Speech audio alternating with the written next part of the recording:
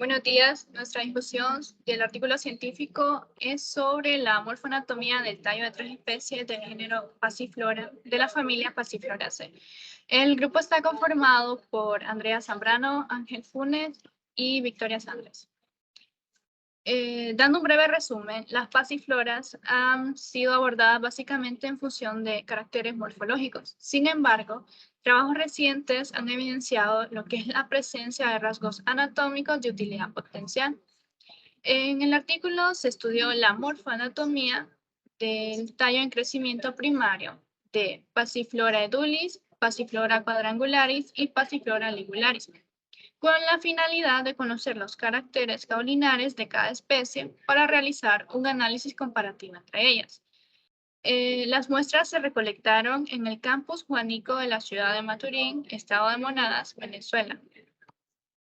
Las pasifloráceas constituyen una familia botánica fácilmente reconocible, por ser mayormente plantas trepadoras provistas de una llamativa corona floral, la cual está ubicada entre el perianto y el androceo.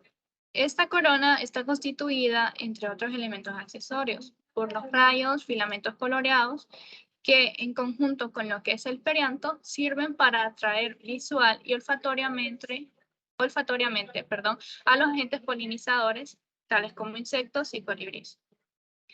Material vegetal que se utilizó consistió en lo que fue tallos de ramas plenamente expuestas de Passiflora edulis, Passiflora quadrangularis y Passiflora ligularis, de plantas provenientes de la germinación de semillas extraídas manualmente de frutos seleccionados con buenas características agronómicas. Las semillas se lavaron, se desarilaron y se secaron en sombra con papel absorbente durante un día. Luego se procedió a sembrar en bandejas de aluminio utilizando compost como sustrato. En cuanto a la caracterización morfológica, el estudio morfológico se realizó a partir de 5 plantas de cada especie durante 207 días. Para esto se empleó el descriptor de pasifloras establecido por Corpoica, Ingrid y Sirab, citado por Primot en el año de 2001. En la tabla 1 se observa la lista de los descriptores morfológicos utilizados, teniendo 3 columnas donde se representan los órganos, los caracteres cualitativos y los caracteres cuantitativos. En los órganos tenemos el tallo y el zarcillo. En cuanto a los caracteres cualitativos del tallo, tenemos la forma externa, las antocianinas, la pubescencia y el tipo de crecimiento. Y los caracteres cuantitativos, la distancia entre nudos y diámetro. En cuanto al zarcillo, en los caracteres cualitativos tenemos la pubescencia, las antocianinas, y los caracteres cuantitativos, la distancia desde la base a la espiral, la longitud de la espiral y el diámetro de la espiral. Para los estudios anatómicos, a partir de 5 plantas de 207 días, se tomaron secciones de lo que fueron tallos seleccionados del tercio medio de las ramas con crecimiento primario, plenamente expuesto, y se fijaron por 12 horas en FA, que está compuesto por lo que es formol, el ácido acético y etanol al 70%. Y se realizaron las siguientes preparaciones semipermanentes, las cuales se las van a proceder a explicar mis compañeros. Secciones transversales del tallo. Se realizó en los extremos de las ramas con crecimiento primario en cada una de las especies. Con esta preparación se determinaron las células epidérmicas, el número de capas de los tejidos de la corteza, así como el colénquima y parénquima, la ubicación de los haces vasculares, las características de los mismos. La tinción que se aplicó en las preparaciones fue total, supravital y pancromática. Estas soluciones fueron verdes, de malaquita y diluida al 1%, la cual se realizó colocando las secciones durante 10 minutos en el colorante hasta lograr una sobretinción. Posteriormente fueron lavadas por 30 segundos en una solución de hipoclorito de sodio al 0.5%, con el fin de retirar el exceso de colorante, lo cual permitió que estas estructuras afines se adquirieran la tonalidad más oscura, mientras que otras solo absorbieran una parte de este, logrando así una tinción diferencial. Inmediatamente después de esto, se lavaron con agua destilada y retirando los restos de hipoclorito de sodio para detener su acción. Como resultados, en el siguiente cuadro podemos observar que no se evidenciaron antiocianinas ni pubescencia en tallos y zarcillos en las 3 especies estudiadas, y todas estas presentaron un hábito de crecimiento trepador.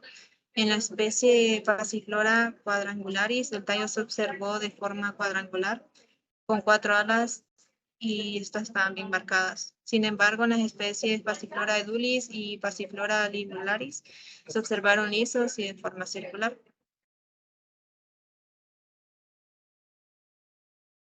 En cuanto a las conclusiones de este artículo, tenemos que la morfología del tallo en las 3 especies estudiadas presentó semejanzas en cuanto a presencia de antocianina y pubescencia en el tallo y zarcillos. Sin embargo, se observaron diferencias con relación a la forma del tallo, distancia entre nudos, diámetro del tallo, distancia del zarcillo desde la base a la espiral, y la longitud de la espiral y diámetro de la espiral.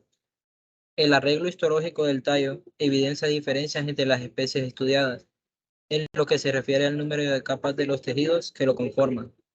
En las especies de Passiflora ligularis y Passiflora quadrangularis se presentaron cristales y drusas en el tejido parenquimático del córtex, cilindro central del tallo, peciolo y la nervadura. La distribución de los haces vasculares en el tallo fueron colaterales, abiertos en las tres especies, diferenciándose en el número de capas que conforman el parénquima interfascicular. Passiflora edulis fue la única especie que presentó un casquete de fibras por encima de los haces vasculares.